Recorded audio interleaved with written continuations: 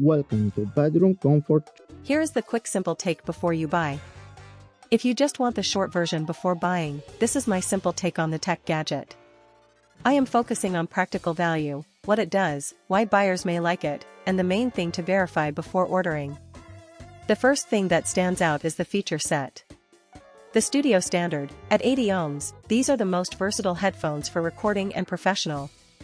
That can make it more useful in everyday situations. Choosing your impedance, pick 32 ohm for mobile gear, 80 ohm for universal studio use, or 250 ohm for high-powered.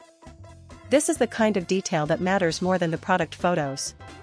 Maximum comfort velour pads, featuring the iconic black velour ear pads, these headphones offer a soft, breathable. For most buyers, that is where the value starts to show. The key positives are easy tech, daily use, and smart upgrade. The one caution is simple: check the size, compatibility, and exact model before buying so expectations match the listing.